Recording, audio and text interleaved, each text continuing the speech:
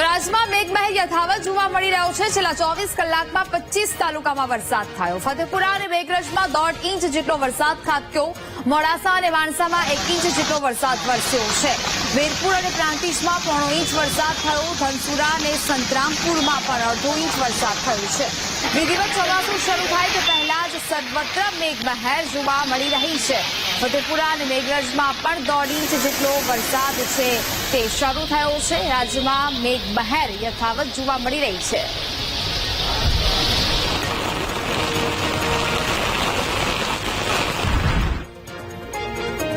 વડોદરાના ડભોઈ પંથકમાં વરસાદની શરૂઆત થઈ। 2 દિવસના વિરામ પછી સવારથી વરસાદી માહોલ છવાયો છે। ટાવર બજાર, જૈન બાગા સહિતના વિસ્તારમાં વરસાદ થયો। એસટી ડેપો, રાધે કોમ્પ્લેક્સ વિસ્તારમાં વરસાદ થયો। ઢાલનગર, કુકડ, વડજ, શનવાડામાં પણ વરસાદ થયો। અનેક વિસ્તારમાં ભારે પવન સાથે વરસાદ વરસ્યો છે। જો કે હવે વિધિવત રીતે આ વરસાદની શરૂઆત થઈ છે। વડોદરાના ડભોઈ પંથકમાં પણ વરસાદી માહોલ છે તે અહીંયા જોવા મળ્યો। 2 દિવસના વિરામ પછી ફરી એક વખત સવારથી વરસાદી માહોલ અને વાતાવરણ અહીંયા છવાયું છે।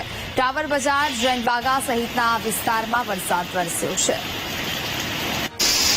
સંવાદદાતા માનુ ચાવડા ફોન લાઈન પર જોડાયા છે। માનુ, વડોદરાના ડભોઈ પંથકમાં વરસાદની શરૂઆત થઈ છે, શું સ્થિતિ?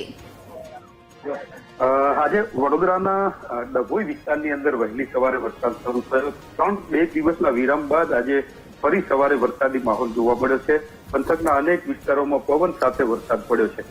ટાવર બજાર, ચાલોરા વગા, જૈન વગા, એસટી ડેપો, રાધે કોમ્પ્લેક્સ વગેરે વિસ્તારો, આ ઉપરાંત નગર, જૂની માંગરોળ, વડજ વગેરે ગામોમાં પણ આ વરસાદ નોંધાયો છે। એટલે આજે સવારથી વરસાદી માહોલ જોવા મળી રહ્યો છે અને વડોદરા જિલ્લાના ડભોઈ પંથકની અંદર વરસાદ પડી રહ્યો છે। જી બિલકુલ માનુ, જાણકારી બદલ આભાર।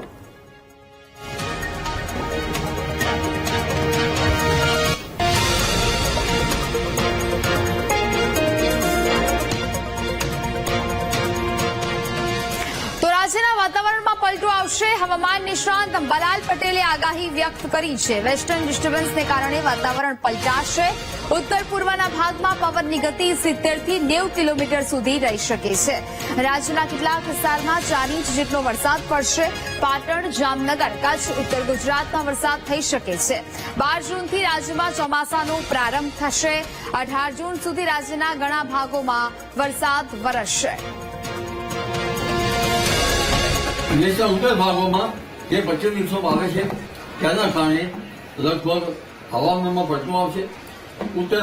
ઉત્તર પૂર્વ ભારતના ભાગોમાં મહત્તમ જે પવનની ગતિ હશે તે લગભગ 70 થી 90 કિલોમીટર ઝડપના પવનો ફૂંકાઈ શકે।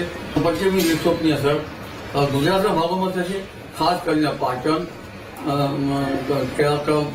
લગભગ જામનગરના થોડા ભાગો અને કચ્છના ભાગો, ઉત્તર ગુજરાતના ભાગો, સાબરકાંઠાના ભાગો, બનાસકાંઠાના ભાગો અને પૂર્વ ગુજરાતના ભાગોમાં આની અસર થવાની શક્યતા રહેશે। ઉત્તર પૂર્વના મોટાભાગના રાજ્યમાં મેઘરાજાએ તાંડવ કર્યું છે। છેલ્લા 2 દિવસથી પડી રહેલા ભારે વરસાદે પૂરની સ્થિતિ સર્જાઈ છે। આસામમાં ભારે વરસાદને પગલે અનેક જગ્યાએ પાણી ભરાયા છે। આસામના 19 જિલ્લામાં ગાજવીજ સાથે ધોધમાર વરસાદ વરસ્યો છે। બ્રહ્મપુત્રા સહિતની અનેક નદીઓમાં પાણીનું સત્ર ભયજનક સ્તરે પહોંચ્યું છે। श्रीभूमि का हाल बहुत खराब है क्योंकि लास्ट 3-4 दिन से इतना बारिश हो रहा है। एक्चुअली बारिश के लिए मैंने पूरा टाउन में बहुत सारे गली में गया है। पूरा सबका घर में पानी है, लेकिन कोई कुछ नहीं बोल रहा है। एक्चुअली नेचुरल कैलामिटी, बट मैं देखा हूँ जो पूरा पानी आने से, बारिश होने से गली में पानी हो जाता है, घर में पानी आ जाता है।